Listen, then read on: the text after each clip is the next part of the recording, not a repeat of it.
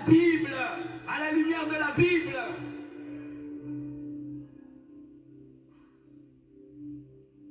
Des gens qui adorent des vaches.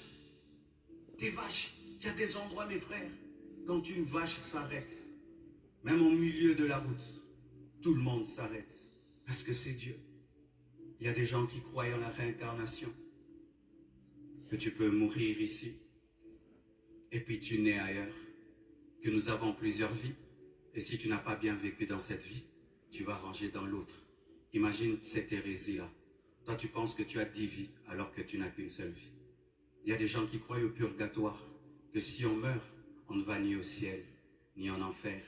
Tu restes au milieu, et si on prie beaucoup pour toi, tu vas au ciel.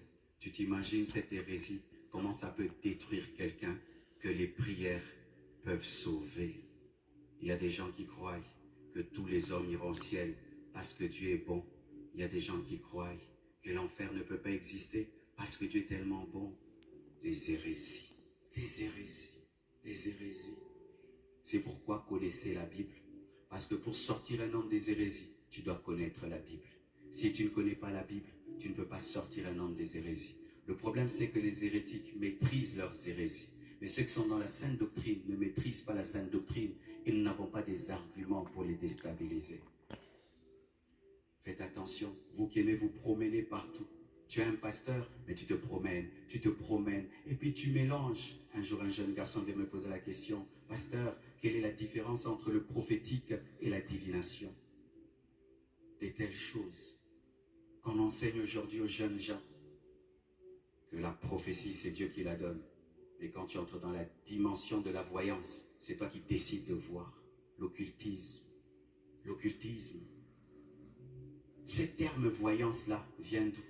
Nous, on a grandi depuis qu'on est des bébés jusqu'aujourd'hui. On n'enseignait pas la voyance à l'église. Maintenant, on commence à enseigner la voyance. Les prophètes, au lieu de dire qu'ils sont seulement prophètes, ils disent qu'ils sont des voyants. Un nouvel évangile qui amène des démons, où on voit des jeunes garçons cherchant la parole de connaissance au lieu de jeûner, de prier, qui invoquent devant des bougies, avec des pentagrammes, avec des parfums. Ça vient d'où cet évangile? Et vous croyez de telles choses, et puis vous ratez l'enlèvement, parce que c'est l'occultisme. L'occultisme. 6e sens, occultisme.